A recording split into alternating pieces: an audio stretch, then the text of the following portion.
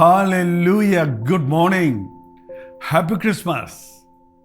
అవునండి, డిసెంబర్ 25వ తారీఖే కాదు, ఈ సీజన్ అంతా మన యేసయ్య ప్రేమను తలంచడానికి, ఆయన జననాన్ని, మరణాన్ని, పునరుద్ధానాన్ని గురించి ధ్యానించడానికి, నేర్చుకునడానికి, ప్రచురపరచడానికి, బోధించడానికి ఎంతో చక్కటి సీజన్.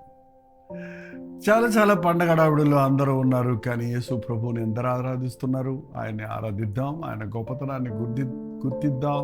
రండి, చిన్న ప్రార్థన. పరిశుద్ధుడ నీకు వందనములయ్యా, మా కొరకు ఈ లోకంలోనికి వచ్చి ఉన్నావన్నది మేము గ్రహించే వరకు మా బ్రతుకు కాదని, నిన్ను కలిగిన వారిమే ధన్యులమని మేము గుర్తించుటకు, ఎక్కడో బెత్లెహేములో కాక మా హృదయములో ప్రభువు ఉన్నాడన్న విశ్వాసముతో జీవించుటకు మా ఒక్కొక్కరికి సహాయం చేయమని క్రీస్తు నామములో అడుగుచున్నాము తండ్రి, ఆమేన్.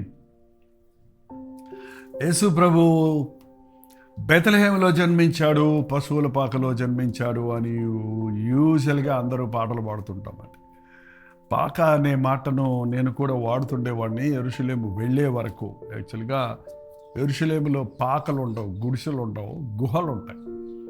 ఎందుకంటే అదంతా రాతి నేల, రాతి గుహలలో ఆ పశువులను కట్టేసేవారు. ప్రభువు జన్మించిన ఆ స్థలాలను, ఆ ప్రదేశాలను చూసినప్పుడు ఆ సత్రము బయట పశువులకు ఏర్పాటు చేసిన గుహలలో ఒక గుహలో అక్కడ చుట్టూ పశువులు ఉన్నాయి, నిజమే. పశువులు గడ్డి మేసే తొట్టిలో ఆయన్ని పరుండబెట్టారన్నమాట. ఏంటిది? యేసు ప్రభువును లేక లోకరక్షకుడైన ప్రభువు పశువుల తొట్టిలో పరుండబెట్టడం ఏంటి, గడ్డి వేసే తొట్టిలో పరుండబెట్టడం ఏంటి అనే ప్రశ్న చాలామందికి ఉంటుంది. అదేదో గొప్ప అనుకుంటూ మనం ఆనందిస్తున్నాం, కానీ అందులో ఉన్న సత్యాన్ని, సారాన్ని మనం గ్రహించలేకపోతున్నాం. వాక్యాన్ని క్షుణ్ణంగా చదవమని మీకు మళ్ళీ చెప్తున్నాను. మత్తయి సువార్త 1-2 అధ్యాయాలు, లూకా 1-2 అధ్యాయాలు ఈ పాటికి మీరు చదివి ఉంటే మేము చెప్పే వర్తమానాలు, అసలు ఈ సీజన్లో ఏ పాస్టర్ గారు చెప్పినా ఆ సంగతులన్నీ మీరు సులభంగా గ్రహించగలుగుతారు. అందులో ఉన్న గొప్ప సత్యాలను, నిజమైన మర్మాన్ని గ్రహించగలుగుతారు. లూకా సువార్త 2వ అధ్యాయంలో మొదలుపెట్టిన ఇది, ఆ దినములలో సర్వలోకమునకు ప్రజాసంఖ్య రాయి వల్లనే కైసరు అగస్తు వలన ఆజ్ఞాయను. ఇది మొదటి ప్రజాసంఖ్య. యేసు ప్రభువు జన్మించిన సమయానికి మొట్టమొదట సెన్సస్ తీయబడింది. ప్రజలు ఎంతమంది ఉన్నారో, ఏ ఊరికి ఎవరు చెందిన వారు ఉన్నారో అని లెక్కలు రాయబడింది. అసలు దేవుని ఏర్పాట్లు ఎంత గొప్పగా ఉంటావో చూడండి. ఆయన వాగ్దానాలు నెరవేరడానికి, యేసు ప్రభు బెత్లెహేములో జన్మించాలి అన్న ప్రవచనాలు నెరవేరడానికి చట్టాలలోనే దేవుడు గొప్ప మార్పును తీసుకొచ్చాడు. రాజుల హృదయాలను తనకి ఇష్టం వచ్చినట్టుగా, కాలువలు మరచినట్లుగా మలిచేవాడిగా ఉన్నాడండి. అసలు యేసుక్రీస్తు జననం ఒక చరిత్ర. ప్రపంచ చరిత్రను 2 భాగాలుగా విభజించింది, బిఫోర్ క్రైస్ట్ అండ్ క్రీస్తు తరువాత. ఇప్పుడు మనం ఫాలో చేస్తున్న క్యాలెండర్ 2023వ సంవత్సరం అంటున్నాం. ఇంకా కొద్ది రోజుల్లో 2024వ సంవత్సరంలోనికి ప్రభు కృప ఉంటే ప్రవేశించబోతున్నాం. అంటే యేసుక్రీస్తు ఈ లోకంలోనికి వచ్చి 2024 సంవత్సరాలు ఆయన జన్మించాడు అన్నది అందరికీ తెలుసు, అవును కదా. కానీ యేసుక్రీస్తు ఇప్పుడే వచ్చాడు, మా దేవుళ్ళు ఎప్పటి నుంచో ఉన్నాడు, ప్రపంచం ఎప్పటి నుంచో ఉంది అని కొందరు వాదిస్తూ ఉంటారు. యేసు ప్రభువు ఈ లోకంలో జన్మించింది 2024 సంవత్సరాల క్రితం, కానీ జగతికి పునాది వేయబడక ముందే ఆయన ఉన్నాడు. ఆయన ఈ లోకానికి రావాలని, మానవుల పాపాలకు ప్రాయశ్చిత్త బలిగా తన ప్రాణాన్ని ఇవ్వాలన్నది అప్పుడే నిర్ణయించబడింది. మానవుడు పతనమవుతాడు, ఆ పతనమైన మానవుడికి విమోచన వేరే విధంగా లేదు అని తెలిసి దేవుడు తన ప్రణాళికలో సమస్తము సమకూడి జరిగినట్లుగా చేసి ఉన్నాడు. ఆ బెత్లెహేములో ప్రసవ దినములు నిండినప్పుడు మరియా శిశువుకు జన్మమిచ్చింది. ఆ శిశువు యేసుక్రీస్తు, ప్రభువు అయిన యేసుక్రీస్తు. సాధారణంగా ఆ సంభవం ఉన్నట్టు అందరికీ అనిపించింది, కానీ అక్కడ ఒక అద్భుతం జరగటం మనం చూస్తూ ఉన్నాం. లోక రక్షకుడిగా యేసుక్రీస్తు ఈ లోకంలోనికి రావటం, మనవలే ఈ లోకంలో శరీరధారిగా జన్మించటం అసలు ఊహించలేనంట సంగతి, సత్యం. ఆ రోజు ఆయన జన్మించినప్పుడు ఆ రాత్రి వేళ, అంటే 24వ తారీఖు రాత్రి అండి. ఈరోజు 24వ తారీఖు కదా, అందుకే కొంతమంది 24వ తారీఖుకి క్రిస్మస్ సెలబ్రేషన్స్ చేసుకుంటుంటారు.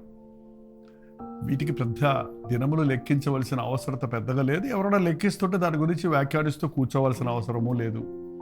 అసలు సంగతిని మనం ఆనందించడం, అసలు సంగతి యందు అతిశయించడం, అందులో మనల్ని మనం అనునయించుకోవడం అనేది చాలా ప్రాముఖ్యమైనది. రాత్రి వేళ గొర్రెల కాపరులు గొర్రెలు కాచుకుంటున్నప్పుడు దేవుని దూతలు పరలోకము నుండి వచ్చి వారి చుట్టూ గొప్ప ప్రకాశముతో ప్రకాశించినప్పుడు 10వ వచనం, ఆ దూత భయపడకుడి, ఇదిగో ప్రజలందరికీ కలుగుబో మహా సంతోషకరమైన సువర్తమానమును నేను మీకు తెలియజేయుచున్నాను. భయపడకుడి. యేసు ప్రభు తీసుకొచ్చిన సందేశం ఏంటంటే భయపడకండి, భయపడకండి. మీరు భయపడుతున్నారా? అబ్బే నాకు భయం లేదు అంటారు చాలామంది. చిన్నప్పుడు ఆడుకునేవాడిని, నూకలు వేస్తే నీకు డబ్బులు ఇస్తాను, నువ్వు గొర్రెలు మేపుతావా? మేపుతాను. పులి వస్తే భయపడకుండా ఉంటావా? భయపడకుండా ఉంటాను అన్నప్పుడు ఉఫ్ అని గట్టిగా ఓదగానే ఉలుక్కు పడతాం. ఉఫ్ అంటేనే ఉలుక్కు పడుతున్నావు, నువ్వు సింహం వస్తే ఏం చేస్తావు అన్నట్టు మనుషుడికి ఈరోజు మేకపోతు గాంభీర్యంలాగా నాకు భయం లేదు అంటూనే ఉన్నాడంటే ఎవడైనా వాడికి చాలా ఎక్కువ భయపడుతున్నాడని అర్థం అండి. నాకేం భయం, నాకేం భయం, నాకేం భయం అంటుంటూ గుండెలో గడగడగడ కొట్టుకునే వాళ్ళు ఎందరో ఉన్నారు. మనుషులందరికీ రకరకాల భయాలు ఉన్నాయండి. అసలు భయం పుట్టిందే ఏదైనా తోటలో దేవుని మాటను మీరినప్పుడు, ఆజ్ఞాతిక్రమం అనే పాపం చేసినప్పుడు మొదటగా మానవుడిలోనికి వచ్చింది భయం. అదమా ఎక్కడున్నావంటే నీకు భయపడి చెట్టు చాటను దాక్కున్నాను అన్నాడు, చూసారా? అప్పటి నుంచి ఇప్పటి వరకు రకరకాల భయాలతో మనుషుడు వేధించబడుతున్నాడు. ఈ పండుగ దినాల్లో కూడా మీ భయాలు ఏంటో నాకు తెలియదు, కానీ చాలామందికి ఇటువంటి సంతోషకరమైన సమయంలో కూడా వారి గుండెల్లో ఎంతో వేదన, బాధ, భయము, భీతి ఉన్నదన్నది వాస్తవం. డబ్బుల గురించిన భయం, భవిష్యత్తును గురించిన భయం, బిడ్డల భవిష్యత్తును గురించిన భయం, అనారోగ్య పరిస్థితుల గురించిన భయం. ఇదిగో కరోనా వైరస్ మరొక రూపం ఎత్తి మళ్ళీ వచ్చింది. చాలామందికి ఇప్పటికే కొన్ని రాష్ట్రాల్లో ఎఫెక్ట్ అయింది. ఇంకా మళ్ళీ ఏం జరగబోతుందో అనే భయాందోళనలో ప్రజలున్నారు. దానికి తగినట్లుగా సోషల్ మీడియాలో మనకి హెచ్చరికలు వస్తున్నాయి. రోగాలు వస్తాయేమోననే భయం, చనిపోతానేమోననే భయం, అన్నిటికంటే మించిన భయం ఏంటంటే యేసు ప్రభువు చెప్పినప్పుడు ఆయన ఎందుకు ఈ లోకంలో జన్మించాడంటే మన భయములన్నిటి నుంచి మనల్ని విడిపించడానికి. కాబట్టి మొట్టమొదటి సువర్తమానం చెప్పినప్పుడు భయపడకుడి, భయపడకుడి. ఈరోజు చెప్తున్నాడు ప్రభు, భయపడకండి. మీ భయం ఏంటో ఈ రోజున ప్రభు దగ్గర చెప్పండి. అనారోగ్య పరిస్థితి, ఆర్థిక ఇబ్బందుల, కుటుంబ సమస్యల, భవిష్యత్తును గురించిన భయమా, మరణమును గురించిన భయమా, మనుషుల భయమా, పరిస్థితుల భయమా, ఏదైనా సరే భయములన్నిటి నుంచి విడిపించుటకు రక్షకుడిగా ఆయన వచ్చి ఉన్నాడు. అందుకే బైబిల్ చెప్తుంది, ఇదిగో ప్రజలందరికీ కలుగబో మహా సంతోషకరమైన సువర్తమానము నేను మీకు తెలియజేస్తున్నాను. యేసుప్రభు అందరికీ ప్రభు అండి, ప్రజలందరికీ సంతోషకరమైన ఎవరైనా సరే ధనవంతుడైనా, పేదలైనా, తెలుగువారైనా, తమిళవారైనా, ఇతర దేశాలలో అమెరికన్స్ అయినా, ఆస్ట్రేలియన్స్ అయినా, ఆఫ్రికన్స్ అయినా, ఏ భాష వాడైనా, ఏ జాతి వాడైనా, ఏ మనిషి అయినా, ప్రతి మనిషికి ఉన్న భయాలు ఉన్నాయండి. అందరికీ అన్ని రకాల భయాలు ఉన్నాయి. అందరి జీవితంలో పాప గుణం ఉంది. పాపం వల్ల వచ్చిన జీతమైన మరణానికి భయపడేవాడిగానే ప్రతి ఒక్కడూ ఉన్నాడు. యేసుక్రీస్తు ఈ లోకంలోనికి వచ్చింది మన భయములన్నిటి నుంచి మనల్ని విడిపించడానికి. ఆయన వాతావరణంలో మార్పులు కలిగి తుఫానులు వచ్చినప్పుడు శిష్యులు భయపడితే గాలిని సముద్రాన్ని గద్దించాడు. ఆయన దెయ్యములతో పీడించబడుతూ భయపడిపోతున్న కుటుంబ సభ్యులకు ఆ బిడ్డలను విడిపించి ఆ కుమారుని ఇచ్చాడు. ఆయన ఆర్థిక ఇబ్బందుల్లో ఆకలితో బలమటిస్తున్న వారికి ఆశీర్వదించి 5 రొట్టెలు 2 చేపలు ఇచ్చినప్పుడు కడుపు నిండా తిన్నారు. ఆయన ఏ విధమైన సమస్యకైనాను పరిష్కారం ఇవ్వగలిగిన వాడిగా ఉన్నాడు. ఆయన మనల్ని ఆ భయములన్నిటి నుంచి విడిపిస్తాడు. మీ భయాన్ని పట్టుకొని హృదయంలో దిగులు పడుతూ ఉంటే మీరు మరింత బలహీనలవుతారు. కానీ మన భయములన్నిటి నుంచి విడిపించగలిగిన ప్రభువుకు మనం మొరపెట్టుకుంటే యేసు ప్రభువు నామములో మనకు స్వస్థత, విడుదల, రక్షణ, ఆదరణ, జయము, ధైర్యం కలుగుతుంది. అదే చెబుతున్నాడు దూత దావీదు పట్టణమందు నేడు రక్షకుడు మీ కొరకు పుట్టినాడు అయిన ప్రభు అయిన క్రీస్తు. ఎవరు? రక్షకుడు, రక్షించేవాడు. నిన్ను రక్షించే ప్రభువు ఈ లోకంలోకి వచ్చి ఉన్నాడు. నీ పాపముల నుండి రక్షించడానికి వచ్చాడు, విడిపించడానికి వచ్చాడు. మన పాపపు మరకలను కడిగివేయట కొరకు తన రక్తాన్ని చిందించడానికి వచ్చి ఉన్నాడు. దోషములను పరిహరించగలిగిన ప్రభువుగా వచ్చి ఉన్నాడు. మన భయములన్నిటి నుంచి మనకి విడుదల ఇవ్వగలిగిన వాడిగా. ఎందుకు యేసు ప్రభు అసలు శరీరధారిగా రావాల్సి వచ్చింది? ఆకాశం నుండే మన భయాలన్నీ తీసేయచ్చు కదా, దేవుడిగానే వచ్చి అందరికీ కనబడి వెళ్ళిపోవచ్చు కదా అని అనుకుంటారేమో. కానీ ఆయన మనల్ని శాశ్వతంగా ప్రతి భయం నుండి విడిపించడమే కాదు, ఆయన రాజ్య వారసులుగా చేసుకోవడానికి ఆయన వచ్చింది. ఒక్కొక్కసారి మీరు హెబ్రీయులకు రాసిన పత్రిక 2వ అధ్యాయం 14వ వచనం చదివితే, కాబట్టి ఆ పిల్లలు రక్తమాంసములు గలవారైనందున ఆ ప్రకారమే మరణం యొక్క బలము గలవారిని, అనగా అపవాదిని మరణము ద్వారా నశింపజేయుటకు జీవితకాలమంతయు మరణ భయము చేత మరణ భయము చేత దాస్యమునకు లోబడిన వారిని విడిపించుటకును ఆయన కూడా రక్త మాంసములలో పాలుభాగస్తుడయ్యాడు. దేవుడు ఆత్మగా ఉన్నాడు, ఆత్మస్వరూపిగా ఉన్నాడు. అయితే మానవుల్ని రక్షించుటకు ఆయన కూడా మనవలే మానవుడిగా ఈ లోకంలో జన్మించి 2024 సంవత్సరాల నుంచి మించి అయిందన్నది మనం గుర్తిస్తే, మనల్ని విమోచించుట కొరకు, మన మరణ భయము నుండి మనల్ని విడిపించుట కొరకు, మరణాన్ని ఆయన మింగివేయట కొరకు ఈ లోకంలోకి వచ్చినాడు. జీవితకాలం అంతా మరణ భయానికి బానిసలైపోయి చంపేస్తారంటే మనుషుడు చూడండి దేనికైనా భయపడిపోతున్నాడు. చంపేస్తారంటే తన దగ్గర డబ్బు ఇచ్చేయడానికి సిద్ధంగా ఉన్నాడు, తన జీవితాన్ని అర్పించుకోవడానికి సిద్ధంగా ఉన్నాడు, తన మనసాక్షిని పోడు చేసుకోవడానికి సిద్ధంగా ఉన్నాడు. అన్నిటికీ లోబడిపోతున్నాడు అపవాదికి. అపవాది మనల్ని బెదిరించుటకు వాడు దొంగ, వాడు దోచుకునేవాడు, నరహంతకుడు, వాడు దుర్మార్గుడు. వాడు అపవాదికి దాని అనుచరులకు సిద్ధపరిచినటువంటి అగ్నిగుండానికి నన్ను తీసుకెళ్లాలని ప్రయత్నం చేసినప్పుడు తన రక్తమిచ్చి మనల్ని విమోచించటకు, కొనటానికి, మరణ భయం నుండి మనల్ని విడిపించటానికి అపవాదికి మరణము యొక్క బలము గలవాడు, అనగా అపవాదిని మరణము ద్వారా నశింపజేయటానికి వచ్చి ఉన్నాడు. ఆ మరణాన్ని యేసు ప్రభు సెలువలో భరించాడు. మనందరి మరణాన్ని సెలువలో భరించి మనవలే మరణించాడు. కానీ మనవలే ఆయన శరీరము కుళ్ళు పట్టలేదు.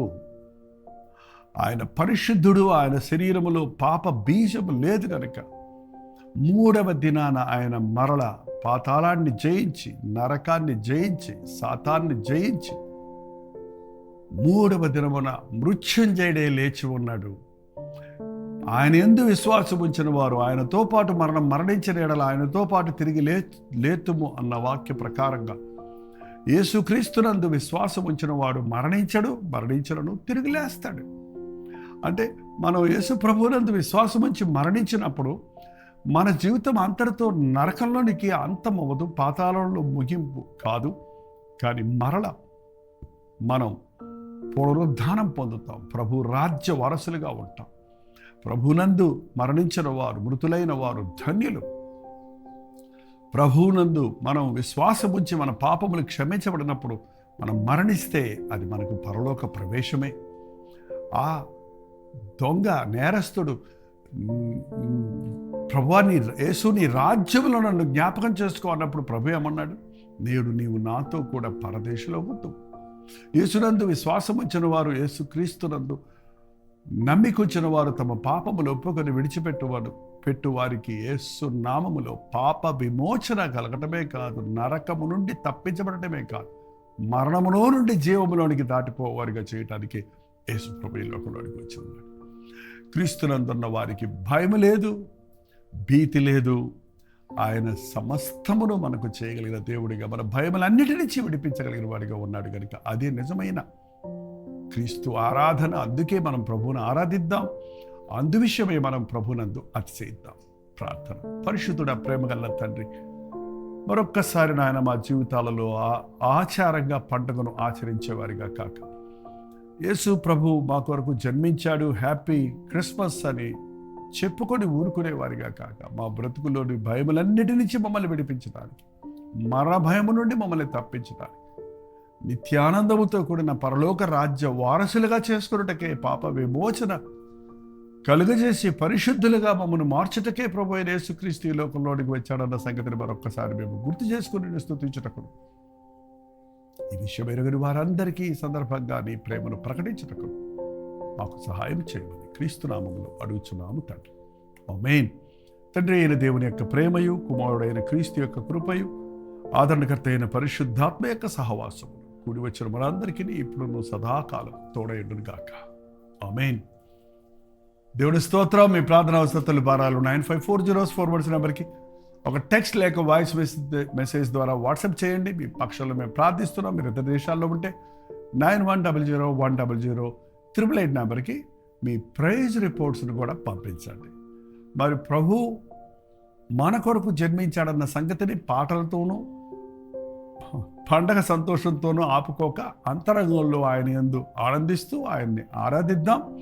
అర్థవంతమైన ఆశీర్వాదకరమైన క్రిస్మస్ను సెలబ్రేట్ చేసుకుందాం. ప్రభు చిత్తమైతే మధ్యాహ్నం 3 గంటలకు హెచ్చరిక, అలాగే రాత్రి 9 గంటలకు కల్వరి ప్రతి దూరంలో మళ్ళీ కలుసుకుందాం. అంతవరకు దేవుని మహాకృప మీకు తోడేడును గాక.